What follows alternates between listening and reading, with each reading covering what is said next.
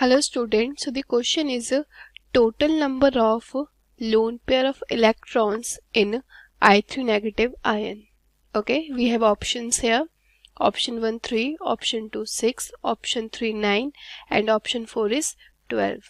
Okay, so we will find out how many lone pair of electron in the I3 negative ion. Okay, so for this, first of all we will see the structure of the I3 negative. Okay, so here there is 3 molecules of iodine, okay, which is connected by a single bond, sigma bond, right? This is the single bond here.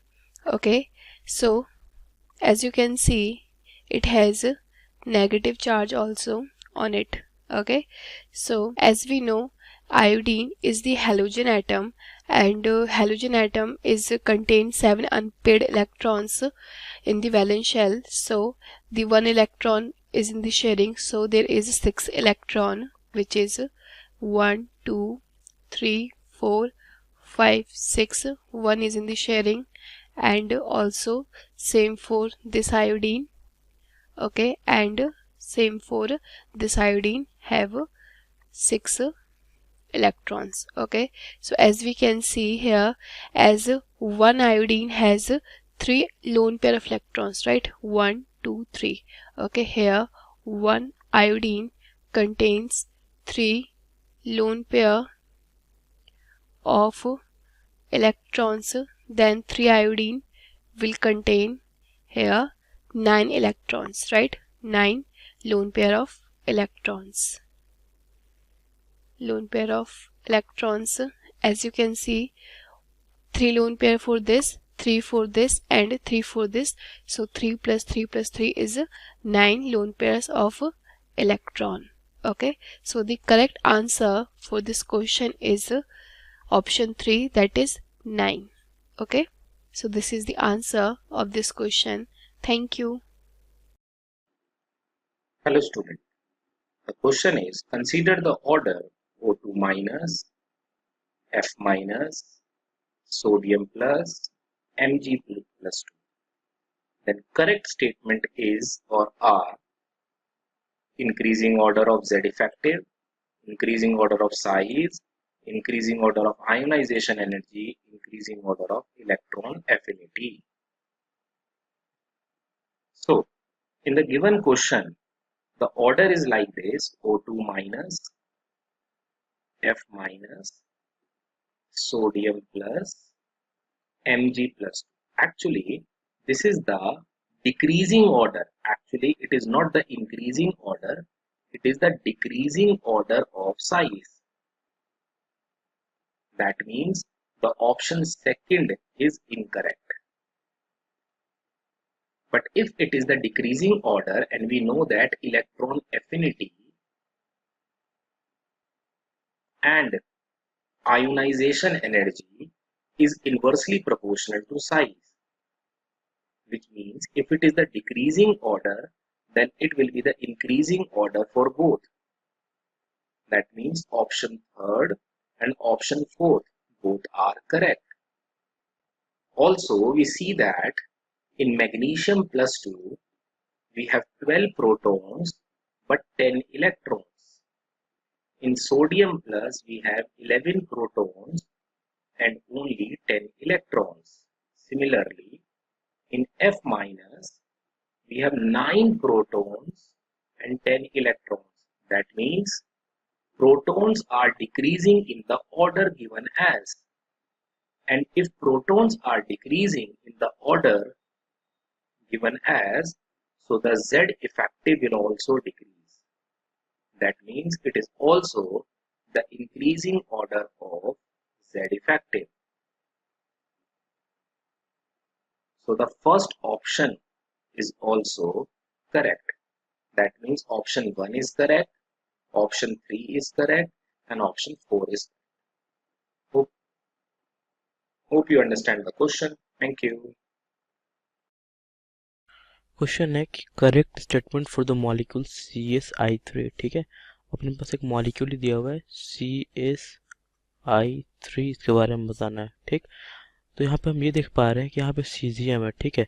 Caesium किस group का होता है? Group 1 का element है ना। Lithium, sodium, potassium, rubidium, caesium, है ना, याद होना चाहिए। लीना के रुबिडियम, सीजियम। और सीजियम के बारे में एक चीज अपन को पता है कि सीजियम सबसे ज्यादा इलेक्ट्रो पॉजिटिव एलिमेंट होता है, इलेक्ट्रो पॉजिटिव, ठीक है। ये इलेक्ट्रॉन डोनेट करने में बहुत माहिर है, बहुत आराम से इलेक्ट्रॉन डोनेट कर देता है सीजियम, ठीक है। और इसका आउटर मोस्ट ऑर्बिट में, सिंस ग्रुप 1 का एलिमेंट है, तो इसका आउटर मोस्ट ऑर्बिट में बस एक ही इलेक्ट्रॉन होता है, ठीक है। तो इसमें वैलेंस इलेक्ट्रॉन कितना होता है? वैलेंस इलेक्ट्रॉन होता है एक, ठीक।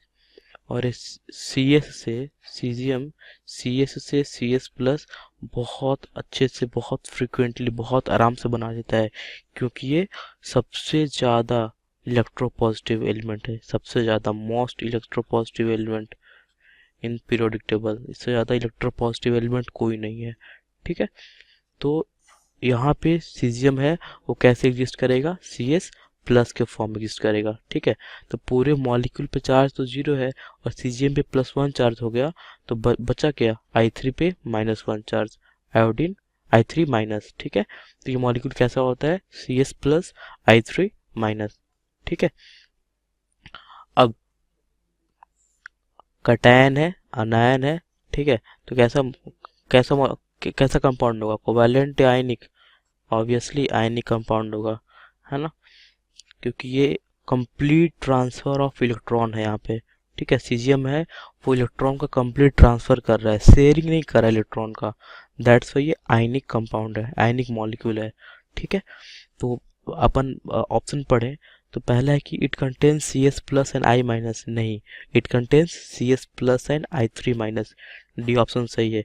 इट इज कोवैलेंट मॉलिक्यूल, जी नहीं, it is ionic molecule. It contains CS plus and I minus and lattice molecules, नहीं, it contains CS plus and I3 minus ions, ठीक है। तो डी ऑप्शन अपना आंसर हो जाएगा। इस क्वेश्चन में हमसे पूछा गया है कि the species having pyramidal shape is which of the following. तो यहाँ पे जो हमारा SO3 होता है, इसका जो हमारा शेप होता है वो हमारा ट्राइगोनल प्लेनर होता है। तो यहाँ पे सल्फर जो होता है वो हमारे 3 ऑक्सीजन के साथ डबल बॉन्डेड होता है, और यहाँ पे जो हमारा इसका हाइब्रिडाइजेशन होता है वो हमारा sp2 होता है। तो सिंस यहाँ इसका हाइब्रिडाइजेशन sp2 होता है तो इसका जो शेप है ट्राइगोनल प्लेनर है। उसके बाद हमें दिया गया है यहाँ पे बोरॉन टेट्राफ्लोराइड, ब्रोमीन टेट्राफ्लोराइड। तो यहाँ पे ब्रोमीन टेट्राफ्लोराइड जो होता है उसका हमारा शेप जो होता है उसमें हमारा यहाँ पे ब्रोमीन होता है। अब इसके पास जो होता है नंबर ऑफ लोन पेयर जो होता है यहाँ पे 2 होता है, तो इसके दोनों लोन पेयर जो होते हैं हमारे इक्वेटोरियल पोजीशन पे होते हैं। फिर यहाँ पे एक फ्लोरीन जो बचे हुए इक्वेटोरियल पोजीशन का ट्रायगोनल पोजीशन है उस पर, और बाकी दोनों फ्लोरीन हमारे एक्सियल पोजीशन पे होते हैं। अब ये जो होता है ये हमारा टी शेप का होता है, और इसका जो हमारा हाइब्रिडाइजेशन होता है ये sp3d होता है। अब इसके बाद जो हमारा SiO32 माइनस है उसमें ये जो होता है Si जो होता है वो हमारा डबल बॉन्डेड होता है विथ ऑक्सीजन, और हमारे जो बाकी दोनों ऑक्सीजन होते हैं वो हमारे एक नेगेटिव चार्ज के साथ सिंगल बॉन्डेड होते हैं। तो यहाँ पे जो हमारा सिलिकॉन होता है वो अगेन हमारा sp2 हाइब्रिडाइजेशन होता है।